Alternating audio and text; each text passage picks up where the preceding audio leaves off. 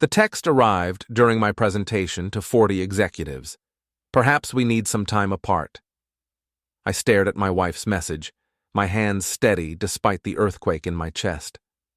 20 minutes later, I typed back, "It's over. Your access is gone." By the time she realized I wasn't bluffing, her designer bags were already decorating our front lawn like expensive trash. But let me back up. I thought I knew my wife. Turns out, I just knew her schedule. Victoria Brennan was everything Boston's elite marketing world demanded: sharp-tongued, designer-dressed, and ruthlessly ambitious. At 35, she commanded rooms full of executives twice her age and made it look effortless. Our Beacon Hill townhouse was featured in Boston Magazine. Our marriage was the envy of our social circle. I should have known it was too perfect. The signs started small. Late nights that stretched past midnight. New lingerie that never made appearances at home. Phone calls that ended abruptly when I entered rooms. The cold shoulder that lasted weeks, not days. "Just stressed about the Hartwell account," she'd say, not looking up from her laptop. Marriage counseling crossed my mind, but Victoria had already dismissed it. "We don't need some stranger telling us how to communicate, Jake. We're adults." Right. Adults who apparently communicated through financial statements and social media posts. My military intelligence background taught me to trust patterns, not explanations. And the pattern was clear. My wife was disappearing, one late night at a time. The breaking point came during my cybersecurity presentation to Pinnacle Financial. 40 suits staring at charts about data vulnerabilities while I explained how insider threats posed the greatest risk to corporate security. Ironic, considering the insider threat sitting in my own home. Victoria's text lit up my phone. "Jake, I've been thinking. Perhaps we need some time apart to figure things out. Can we talk tonight?" My hands didn't shake. Military training runs deep. But something inside me crystallized. Cold, methodical, final. Here's what Victoria didn't know. I'd installed tracking software on our shared devices 3 months ago. Not out of paranoia, but professional habit. In cybersecurity, you monitor everything or you lose everything. While she thought she was being clever with her spontaneous late meetings and client dinners, I watched her digital footprints in real time. Location data, credit card usage, even her Uber routes. Every Thursday at 6:30 p.m., Grand Hyatt, downtown. Every Friday lunch, Cafe Luna, Back Bay.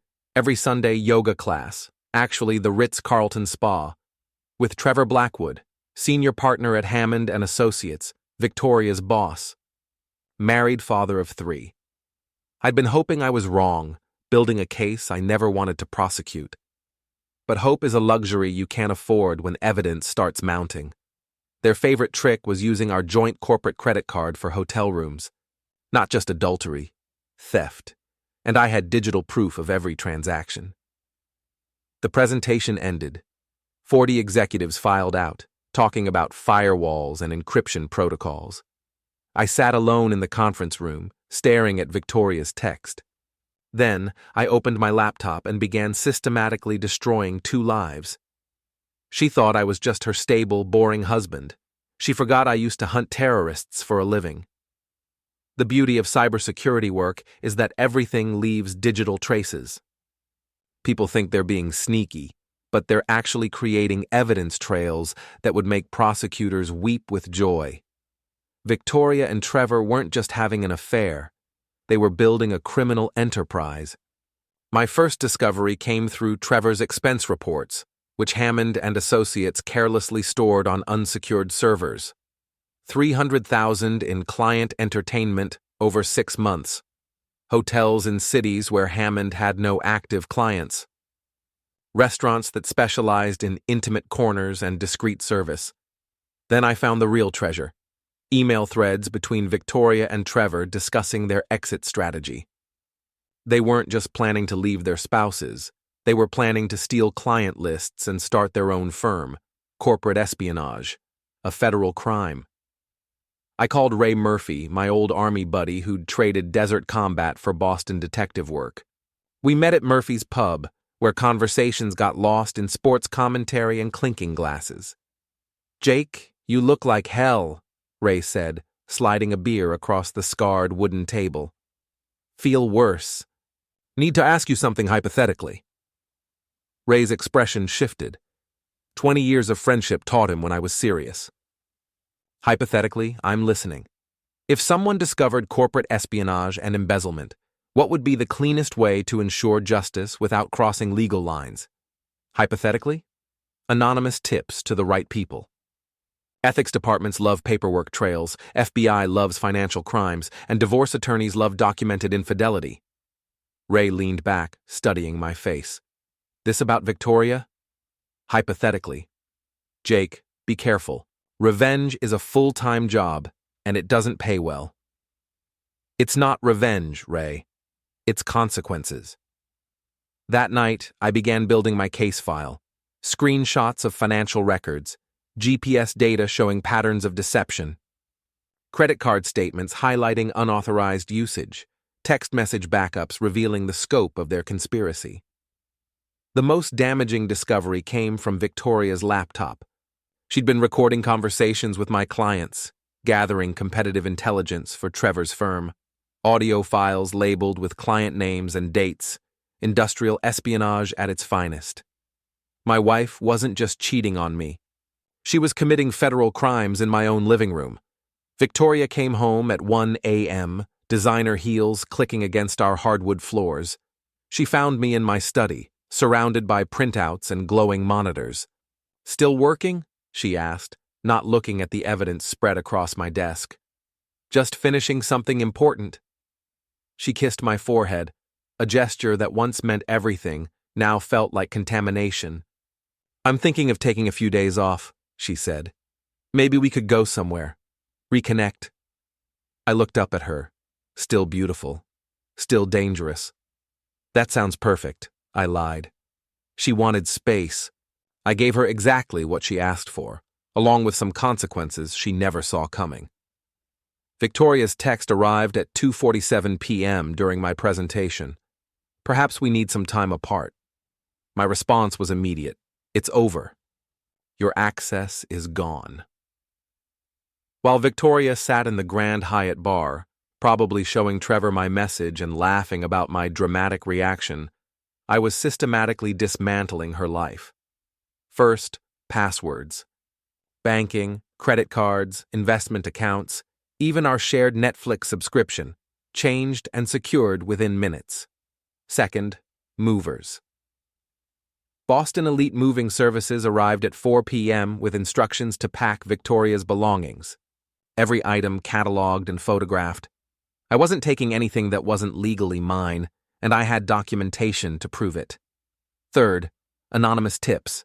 Ethics departments at both Hammond and Associates and Victoria's firm received detailed reports about corporate espionage, embezzlement, and conflicts of interest. Just enough evidence to trigger internal investigations. Fourth, Lisa Blackwood. Trevor's wife deserved to know she was married to a criminal. Lisa picked up on the second ring. "Mrs. Blackwood, this is someone who cares about justice. Your husband is embezzling money to fund an affair with Victoria Brennan. I'm sending you proof." Silence. Then, I wondered when someone would finally call. Lisa Blackwood wasn't some helpless suburban wife. She was a former federal prosecutor who'd given up her career to raise 3 kids, which meant Trevor had picked the worst possible woman to betray. "I'll need everything you have," she said, her voice sharp as broken glass. "Already uploading to secure servers. You'll have access within an hour." "Thank you." Trevor has no idea what's coming. By 6 p.m., everything was in motion. Victoria's belongings sat neatly packed on our front steps. Divorce papers waited on the kitchen table. My laptop hummed with uploaded evidence files. I poured myself a bourbon and sat on the porch steps, watching Boston's evening traffic crawl through our neighborhood. Beacon Hill never looked more beautiful than when you were about to leave it behind. My phone buzzed. "Jake, what the hell is going on?" My cards aren't working. I typed back, check the front porch. 20 minutes later, Victoria's Audi screeched into our driveway. She sat behind the wheel for a full minute, staring at her life packed into neat boxes and suitcases. When she finally got out, her composed facade cracked. Jake, what is this? Consequences. She thought tears and apologies would work. She'd forgotten I don't negotiate with traitors. Victoria stood among her scattered belongings, designer clothes mixing with family photos and expensive shoes. Her perfectly applied makeup couldn't hide the panic in her eyes. Jake, we can work this out. I made a mistake, but… Mistake? I stood up, bourbon still in hand. Industrial espionage isn't a mistake, Victoria. It's a federal crime. Her face went white. I don't know what you're talking about. I opened my laptop and turned the screen toward her. Audio files, bank records, GPS tracking data, 3 months of documented betrayal. You recorded conversations with my clients. You stole proprietary information. You used our joint credit card to fund hotel rooms. You committed corporate espionage. Victoria's phone rang. Trevor's name flashed on the screen. Answer it, I said. Put it on speaker. She hesitated, then swiped the screen. Trevor's voice filled the evening air. Vic, what's happening? I just got a call from our ethics department. Something about an investigation. Jake knows, Victoria whispered. Knows what? How much does he… Everything, I said loudly enough for Trevor to hear, including the $300,000 you embezzled. The line went quiet. Then, I'm coming over. Trevor, don't… The call ended. Victoria looked at me with something approaching respect. You planned this. I responded to this. There's a difference. 20 minutes later, Trevor's silver Porsche roared up our street. He parked crooked, engine still running, and stormed across our lawn like he owned it. Trevor Blackwood, at 42, looked like Central Casting's idea of a successful executive. Silver hair, expensive suit, aggressive handshake. He'd probably intimidated hundreds of people with sheer presence. I wasn't one of them. Brennan, we need to talk. He grabbed for my laptop. Military instincts kicked in. I moved the laptop out of reach and positioned myself between Trevor and the evidence. Touch my property again, and this conversation gets physical. You think I'm afraid of some cybersecurity nerd? You should be afraid of the FBI agents who'll be reading your financial records tomorrow. Trevor's confidence faltered. He looked at Victoria, who was scrolling through her phone with increasing desperation. My cards are frozen, she said. All of them. That's impossible, Trevor said. I just transferred… His phone rang. He glanced at the screen and his face went pale. Lisa, he answered, trying to sound normal. His wife's voice came through crystal clear. Trevor, I'm at the bank with our attorney. Your accounts are frozen pending investigation of embezzlement charges. Don't come home. Don't contact the children. And Trevor? Yeah? I hope she was worth it. The line went dead. Trevor stared at his phone like it had bitten him. That's when Victoria tried to grab my laptop.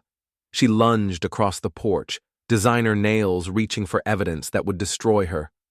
I caught her wrists easily, military training taking over. No violence, just control. Let go of me. Stop trying to steal evidence. Trevor stepped forward, fists clenched. Take your hands off her. I released Victoria and faced Trevor. Walk away. This doesn't concern you anymore. Everything about Victoria concerns me. Does corporate espionage concern you? Because that's what the FBI will be investigating. Trevor swung at me. Telegraphed haymaker, angry and desperate. I stepped aside, caught his arm, and used his momentum to put him face first against our brick wall. Not hard enough to injure, just hard enough to make a point. Stay down, I said quietly. Car doors slammed across the street. Ray Murphy climbed out of an unmarked police car, not in uniform, but definitely on duty. Evening, Jake. Heard there might be some raised voices over here. I'd texted Ray an hour ago, not for protection, but for witnesses. Everything needed to be documented and legal.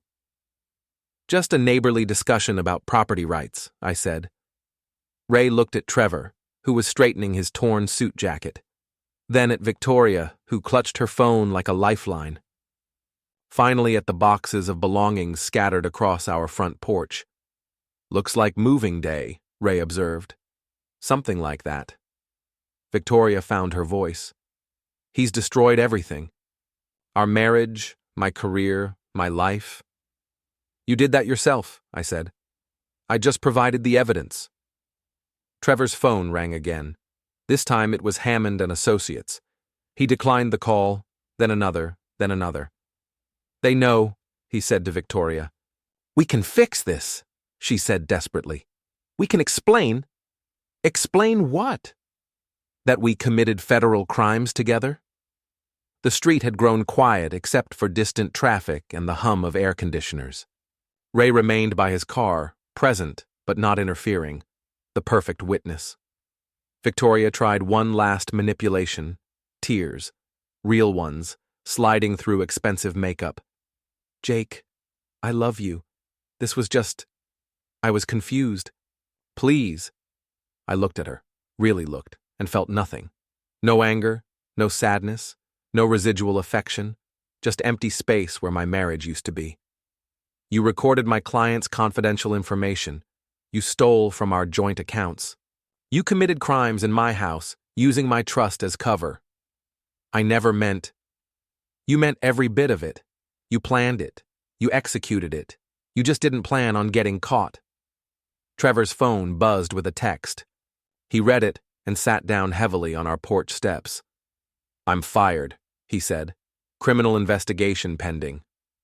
Victoria looked between Trevor and me, finally understanding that her world had collapsed completely. What do you want? She asked. Nothing from you. Ever. I walked back to my laptop and began shutting it down. The evidence was already uploaded, backed up, and distributed. My part was finished. Jake, Victoria said softly. After everything we had together, this is how it ends? I looked at her one more time. This is how you ended it. I just provided the consequences. Ray walked over, notebook in hand. Everyone okay here? No physical altercations? None, I said. Just people learning about accountability. Trevor stood up, brushing dirt from his expensive suit. This isn't over, Brennan. Yes, it is. He grabbed Victoria's hand. Come on. We need to figure out our next move. They walked toward his Porsche, designer luggage forgotten on the sidewalk. Two people who'd destroyed everything they touched, finally touching each other. Ray waited until they drove away before approaching me. You sure about this, Jake? Once this train leaves the station, it doesn't come back. It left the station 3 months ago. I just bought a ticket. I gathered Victoria's remaining belongings and set them neatly by the street. Tomorrow, the city would collect them like any other trash. My phone buzzed with a text from an unknown number. Mr. Brennan, this is Lisa Blackwood. Thank you for the evidence. My attorney says it's more than enough. Trevor will face federal charges by Friday. I typed back, justice, not revenge. Sometimes they're the same thing. Watching them realize they'd destroyed themselves was almost worth the pain of their betrayal. The next 48 hours unfolded like dominoes falling in perfect sequence. Victoria's firm fired her before lunch on Thursday. Corporate espionage violations, they said. Effective immediately. Security escort to the parking garage. Personal items shipped later. Trevor faced federal charges for embezzlement on Friday morning. 3 counts of wire fraud, 1 count of conspiracy, and enough evidence to guarantee conviction. His partnership at Hammond and Associates dissolved faster than sugar in rain. But the most satisfying moment came Saturday evening. I was reviewing security proposals in my home office when my doorbell rang. Victoria stood on my porch, no longer the polished executive I'd married. She looked hollow, desperate, wearing clothes I'd never seen before. Jake, we need to talk. We have nothing to discuss. I'm pregnant. I almost laughed. Instead, I opened my laptop and played an audio file from 3 weeks ago. Victoria's voice, crystal clear, talking to Trevor about their backup plan. If everything falls apart, I can always claim pregnancy. Men get stupid about babies. It's like a reset button for relationships. Trevor's voice responded, "Good thing you took care of that problem last month. Kids would complicate everything." Victoria's face crumbled as she listened to her own words. The medical records I'd found confirmed it. She'd had a procedure to ensure pregnancy wouldn't interfere with their plans. "You recorded that? You recorded my clients. Turnabout is fair play." She tried one final manipulation. "Jake, you've destroyed 2 families. Trevor's kids will grow up without their father." Trevor destroyed his family when he chose embezzlement over integrity. You destroyed ours when you chose espionage over loyalty. Victoria stared at me, maybe seeing clearly for the first time. "I never meant for it to go this far." "Yes, you did. You planned every step. You just never planned for consequences." She nodded slowly, tears mixing with resignation. "What happens now? You figure out your life without committing crimes. Trevor faces federal prison. I move forward. And us? There is no us. There never really was." Victoria walked back to her rental car. Her Audi had been repossessed that morning. She paused at the driver's door. "For what it's worth, I did love you. Once. Maybe you did. But love doesn't excuse betrayal." She drove away, and I knew I'd never see her again. My phone rang. Ray Murphy. "Jake, thought you should know. Trevor tried to access his Cayman Islands accounts this afternoon. Turns out his wife froze those too. Federal prosecutors are having a field day. How'd Lisa manage that? Former federal prosecutor, remember? She knew exactly which laws Trevor had broken and how to freeze assets before he could hide them. Poetic justice. The best kind. I walked back into my house now, not ours, and poured another bourbon. Outside, Boston's evening traffic hummed through Beacon Hill. Inside, everything was quiet. My laptop chimed with new emails. 3 potential clients, referred by Pinnacle Financial. Apparently, word was spreading about my discretion and thoroughness in handling sensitive situations. I opened the first inquiry and began reading. Tomorrow would bring new challenges, new cases, new opportunities to protect people from the insider threats they trusted most. Through my office window, I could see where Victoria's belongings had sat for 2 days. The spot was clean now, like nothing had ever been there. She'd wanted space. I gave her all the space in the world and filled mine with something better, peace.